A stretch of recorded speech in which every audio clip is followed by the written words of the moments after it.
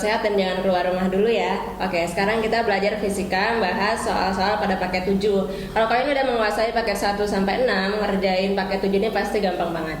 Kita mulai dari nomor 1. Persamaan gas ideal memenuhi persamaan PV sama dengan nRT. Dimensi dari R yang benar adalah, yang pertama kita lakukan, kita buat dulu jadi bentuk R sama dengan. Jadi kan R sama dengan PV per NT. Nah, dari sini yang bisa dijabarkan apa? P-nya bisa kita jabarkan. P itu tekanan, kalau kita jabarkan jadi F per A ya, gaya per luas permukaan. Berarti ini dikali NT, di atasnya V. Nah, masih bisa kita jabarkan F-nya. Dimana F itu sama dengan M kali A. Berarti ini kan dikali V per A dikali N dikali T.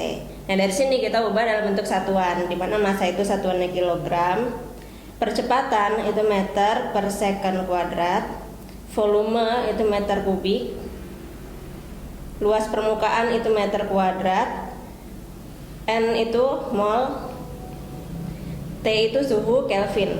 Nah, setelah ini baru kita ubah dalam bentuk dimensi, di mana kilogram dimensinya adalah M, meter, berarti ini kan meternya ada yang bawah bisa kita coret ya, meter kuadrat sama meter pangkat 3, jadi tinggal 1, berarti yang di atas L nya tinggal 2, ml kuadrat, lalu T pangkat min 2, yang di bawah mol itu kan N, Kelvin itu adalah theta. Nah, kalau mereka kita pindahkan ke atas akan menjadi ml kuadrat T pangkat min 2, theta pangkat min 1, N pangkat min 1. Nah, oleh sebab itu untuk nomor 1 ini jawaban yang benar adalah yang B. Seperti itu. Oke, gampang ya. Oke, kita lanjut untuk nomor 2. Dari keadaan diam, benda tegar melakukan gerak rotasi dengan percepatan sudut 15 radian per second. Berarti itu alfanya ya, 15 radian per second kuadrat. Titik A berada pada benda tersebut dan berjarak 10 cm dari sumbu putar. Berarti kan 10 cm itu adalah jari-jarinya. 10 cm, kalau kita ubah ke meter jadi 1/10 meter. Tepat setelah benda berotasi selama 0,4 second, titik A mengalami percepatan total sebesar, saat T-nya 0,4 second, percepatan totalnya berapa? Nah, yang perlu teman-teman tahu, di materi gerak melingkar ini terdapat 3 jenis percepatan. Ada percepatan sudut. Nah, misalnya di sini ada lintasan yang bentuknya melingkar, lalu ada benda. Nah, ini jari-jarinya. Oke, ada percepatan sudut yang arahnya itu melingkar seperti ini. Lalu yang kedua ada percepatan tangensial, dimana kalau misalnya si benda bergerak dengan kecepatan v ke sana, ya percepatan tangensialnya bisa searah dengan kecepatan linear benda ataupun berlawanan arah. Jadi bisa ke sana, bisa ke sana juga. Dimana percepatan tangensial ini memiliki persamaan percepatan sudut dikalikan dengan jari-jari. Nah, yang ketiga ada percepatan sentripetal. Percepatan sentripetal itu adalah percepatan yang arahnya selalu menuju ke pusat. Ya, ini AS. Jadi percepatan sentripetal ini hanya mengubah arah kecepatan linear, tidak mengubah besarnya, yang menyebabkan si benda itu bisa berputar. Jadi nanti bendanya kan akan pindah ke sini. Berarti arah kecepatannya jadi ke bawah, arah percepatan sentripetalnya jadi ke tengah. Pokoknya selalu menuju pusat dan selalu tegak lurus dengan kecepatan linear. Oke, nah, terus percepatan sentripetal ini dia punya persamaan V kuadrat per R atau omega kuadrat dikali R. Oke, sekarang kita lanjut ke soal kita. Jadi yang pertama dari soal ini yang perlu kita cari adalah percepatan tangensialnya. Dimana percepatan tangensial sama dengan alfa dikali R. Alfanya kita masukkan 15, R-nya 1/10. Kalau sama-sama dibagi 5 dapat 2, ini 3, berarti jadi 1,5 ya. Oke, 1,5 meter per second kuadrat. Nah, selanjutnya kita cari adalah percepatan sentripetal. Karena tadi itu percepatan total bisa dirumuskan dengan akar percepatan tangensial kuadrat ditambah percepatan sentripetal kuadrat. Nah, berarti sekarang kita cari percepatan sentripetal dengan persamaan ini, omega kuadrat per R. Berarti kita cari dulu omeganya kan, omega T kuadrat sama dengan omega 0 kuadrat plus alfa kali T. Dimana omega 0 sama dengan 0, berarti bisa kita dapatkan, ini untuk persamaannya itu jadi omega T sama dengan omega 0 plus alfa kali T. Dimana omega 0 nya sama dengan 0, berarti omega T didapatkan 15 dikali 0,4 atau 4 per 10 dibagi 52, ini dibagi 53, berarti didapatkan 12 per 2, 6 radian per second. Nah, setelah dapat omega T, bisa kita masukkan untuk cari percepatan sentripetal. AS sama dengan omega kuadrat dikali R, berarti sama dengan 36 dikali R nya 1/10, berarti sama dengan 3,6. Nah, setelah ini baru kita masukkan ke persamaan percepatan total. Oke, yang ini kita hapus dulu. Oke, berarti A total sama dengan akar percepatan tangensial tadi kita dapatkan 1,5 ditambah percepatan sentripetalnya 3,6. Nah, berarti ini kan ini sama dengan 2,25 ditambah 12,96, dimana berarti ini menghasilkan akar dari berapa? 2,25 ditambah 12,96, 11, 1, 12, 1, 2, 3, 5, 15,21, dimana akar dari 15,21 adalah 3,9 meter per second kuadrat. Jadi untuk soal nomor 2 ini jawaban yang benar adalah yang D, seperti itu. Oke, kita next ke nomor 3. Ada balok bermasa 2 kg berada pada suatu bidang datar kasar, di mana koefisien gesek statisnya 0,5 dan gesek kinetisnya 0,4. Gaya F diberikan pada balok tersebut membentuk sudut theta, di mana tetanya sama dengan 53 derajat, sehingga balok mulai bergerak. Gambarnya ditunjukkan seperti pada gambar. Berapa besar gaya minimum F agar balok mulai bergerak? Nah, di sini mulai bergerak itu berarti dia belum bergerak, baru memulai bergerak, ya kan? Nah, berarti yang pertama kita lakukan adalah gambar dulu uraian gayanya. Jadi pada benda ini, terus lantainya kasar. Nah, gaya-gaya yang terjadi adalah pastinya ada gaya berat, arahnya ke bawah, lalu ada gaya normal, arahnya ke atas, lalu ada F ke sana, berarti ada F yang arahnya tegak lurus sama bidang, yaitu F cos theta, lalu ada F yang sejajar bidang, F sin theta. Karena lantainya kasar, berarti akan ada gaya gesek yang arahnya ke kiri. Nah, Fs. Oke, yang pertama kita lakukan adalah berarti kita mencari nilai F-nya menggunakan sigma Fx sama dengan 0, karena tadi dia mulai bergerak, berarti kan belum bergerak, berarti sama dengan 0. Nah, sekarang gaya-gaya yang ada di F ada F sin theta dan Fs. Kita tulis berarti F sin theta sama dengan gaya gesek, dimana gaya geseknya adalah gaya gesek statis. Berarti kalau kita tulis F sin theta sin 53 sama dengan mu s dikalikan dengan n. Nah, dari sini kita belum tahu gaya normalnya berapa, berarti kita cari dulu gaya normalnya. Sini ya, berarti sigma Fy sama dengan 0.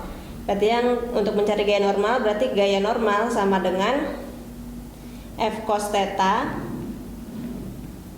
ditambah gaya berat atau M kali G.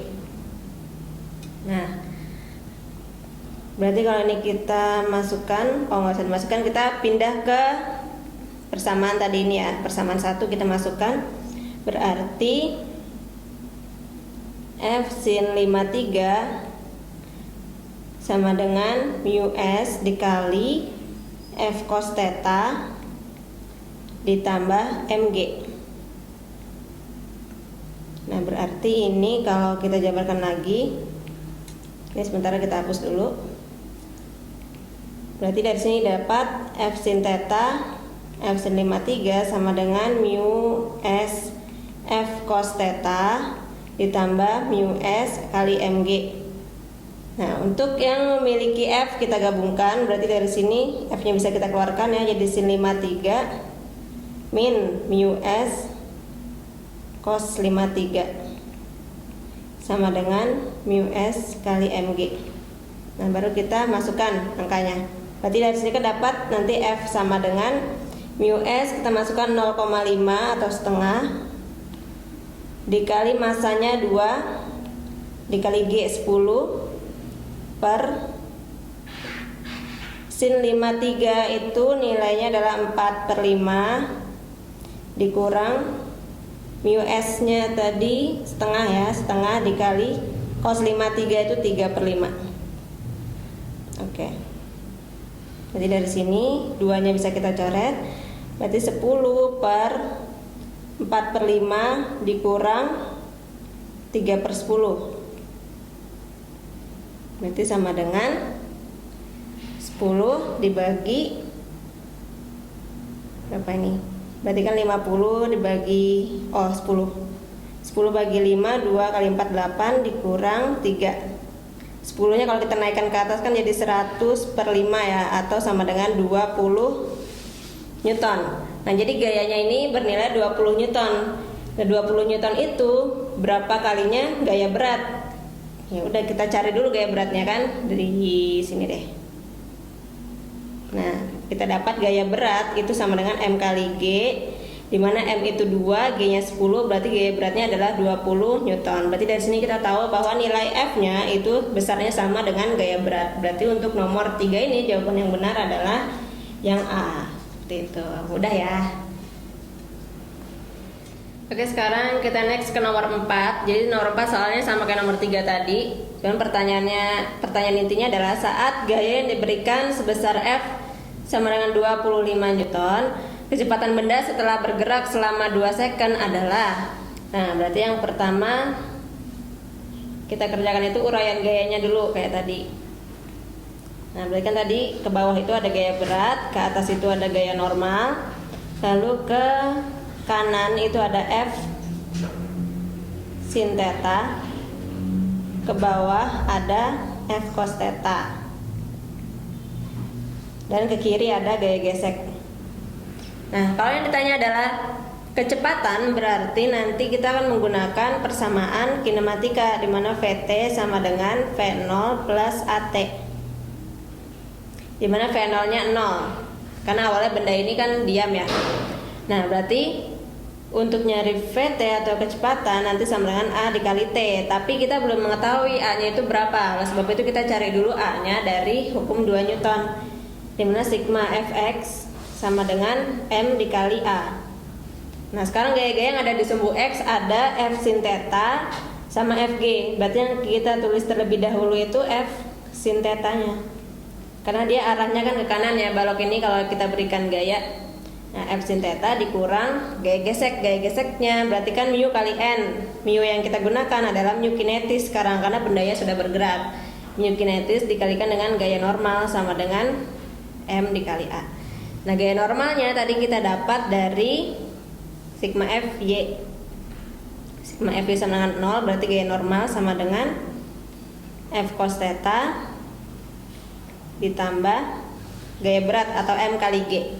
Oke, kita masukin. Berarti di sini langsung kita masukkan angka. F-nya 25, sin 53 itu adalah 4/5 dikurang mu K-nya 0,4 atau 4/10 dikali gaya normalnya F cos theta plus mg, berarti 25 dikali cos 53 itu 3/5 ditambah M-nya 2, G-nya 10 sama dengan M-nya 2 kali A. Oke. Jadi dari sini kita coret 5 dengan 25 nanti dapat 5. Terus ini juga. Nah, berarti Dari sini kita dapatkan bahwa 5 kali 4 20 dikurang 4/10 dikali 15 ditambah 20 35 sama dengan 2A. Nah berarti ini 10 dibagi 5 dapat 2, 35 dibagi 5 dapat 7, 2 sama 4 dapat 2. Nah berarti dari sini 20 dikurang 14 sama dengan 2A. Berarti didapatkan A nya itu sama dengan 6/2 atau 3 meter per second kuadrat. Nah sudah dapat A nya, kita masukkan ke persamaan VT tadi. Ini kita hapus dulu. Berarti didapatkan VT sama dengan A kali T, berarti sama dengan A nya itu 3 dikali T nya 2 atau sama dengan 6 meter per second. Arahnya kemana? Arahnya ke kanan, karena kita memberikan gayanya itu ke arah kanan seperti ini ya kan. Berarti untuk nomor 4 jawaban yang benar adalah yang D. Gampang ya. Oke, sekarang kita lanjut ke nomor 5. Nah nomor 5 ini sebenarnya kalau kalian udah expert bisa ngerjain tanpa coret-coret ya. Jadi ada soal sepanjang ini, benda bermassa M diikatkan pada ujung kanan sebuah pegas dengan konstanta pegas K dan diletakkan pada lantai datar dengan ujung pegas sebelah kiri terikat pada dinding. Oke, kita gambar. Nah, berarti gambarnya gini. Beban ditarik ke kanan sampai ke titik A yang berjarak A kecil dari titik setimbang. Ditarik ke kanan, berarti ke sini jaraknya A kecil dari titik setimbang, berarti di sini ya. Oke. Dan kemudian dilepaskan sehingga berosilasi. Setelah beban dilepas, beban bergerak ke kiri melewati titik setimbang O dan berhenti sesaat pada jarak B kecil di sebelah kiri titik setimbang. Berarti di sini.